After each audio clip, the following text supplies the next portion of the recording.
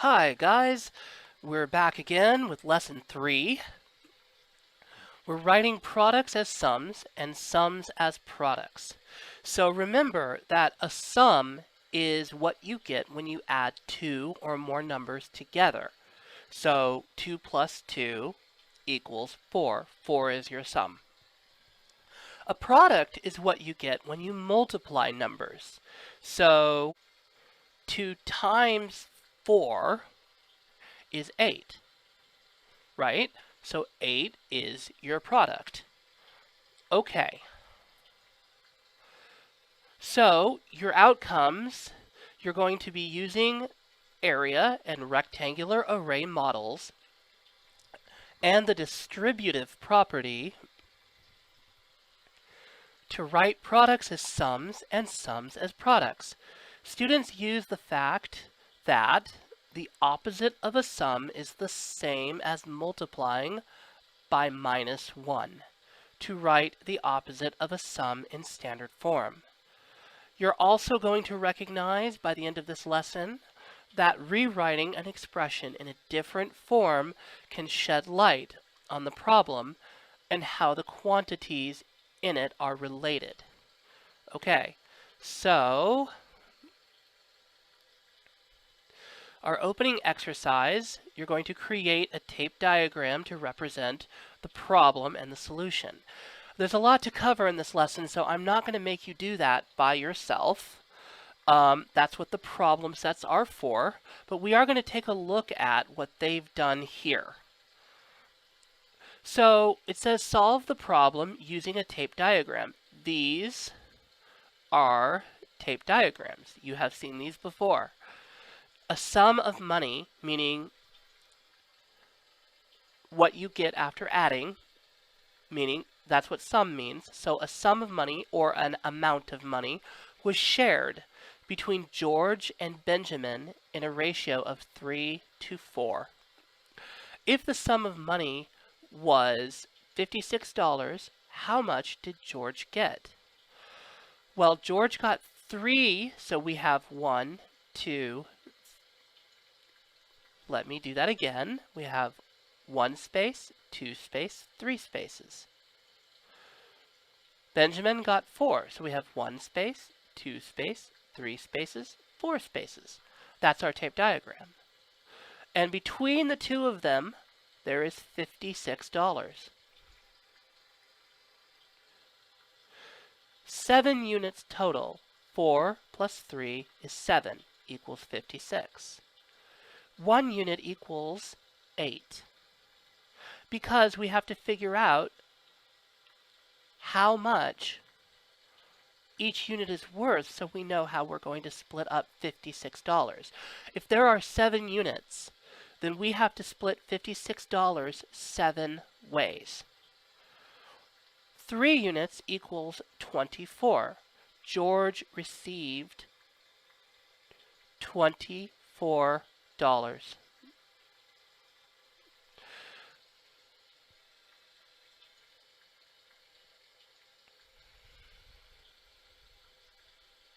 So it says have a student label 1 unit as X in the diagram.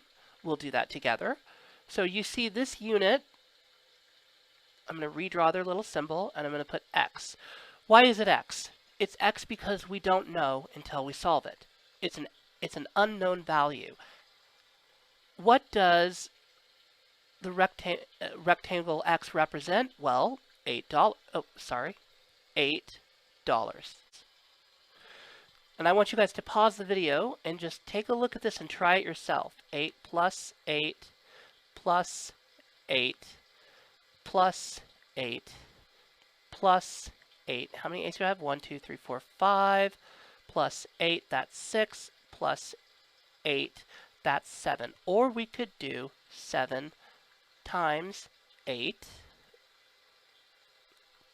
But we know that this, 4 eighths, that would be Benjamin's portion. 3 eighths, that would be George's portion. Okay, let's move on.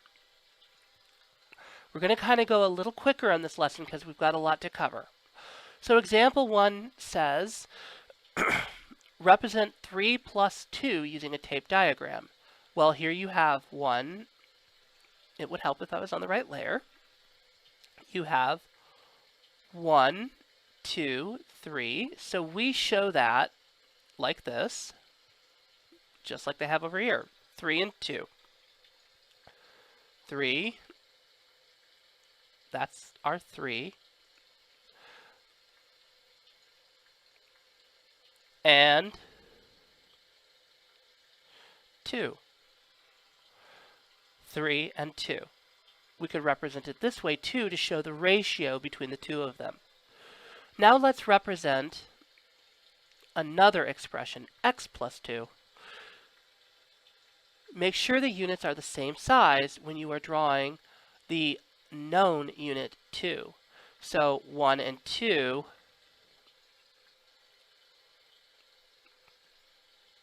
1 and 2 are the same size. These represent 2. This is an unknown quantity, so we can make it as big as we want. It's x. We don't know what it is. Remember that an expression uses variables that you don't know.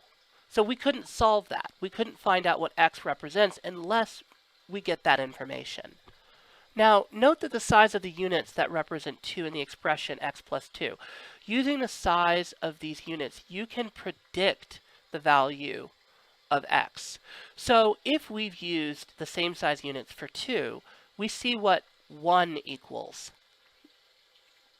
So this is a trick to being able to solve it when you have a tape diagram. We know that 1 looks like that. So we could draw a rectangle array for 3 times 3 plus 2. But before we do that, I think it'd be a good idea to estimate this, because they don't do that, but they tell you you can. So we have 1, 2, maybe we could have 3, 4, 5, 6, 7, 8. So it might be 7 or it might be 8, depending on how you draw. That's just an estimate. But x, I'm going to say, equals 8. Pardon me, that was just the sound of a text. I have some teachers contacting me, but that's all right. We'll continue the lesson, and I'll get back to them in a second. Okay, note that the size of the units that represent 2 in the expression x plus 2, using the same size units you can now predict. We just did that. So we could draw a rectangle array for 3 times 3 plus 2. 3, we have 3 here, plus 2 here, and then we have 3 going up and down. That is 3 times 3 plus 2. I want you to notice something. I did something different. They wrote it like this. I try that again. They wrote it like this. I wrote it like this. Which is right? Well, I wanted to do this to show you that this is times. But remember that if a number is right next to another value, especially if there is a parentheses, it means times. Now, are we timesing by 3 or are we timesing by 2? The answer is we're timesing by both. So 3 times 3 is 6. Or sorry, 9. 3 times 3 is 9. 3 times 2 is 6. 9 plus 6 is 15. Do we have 15 squares? 1, 2, 3, 4, 5. 5 times 3 is 15. So yes, we have 15 squares, all total. My thing is terrible there. Please forgive me. Last thing on this page, we're going to have you guys draw a small array for 3 times x plus 2. Well, we don't know what x is, but we know that we have 3 times 2. Now, remember, we can kind of solve this, though. So we know we have like one more, another one, another one, another one. Oops, let me make that the right size, another one. So I'm going to say, you know, because mine aren't perfect, I'm going to say 1, 2, 3, 4, 5. We can think that x maybe equals 5.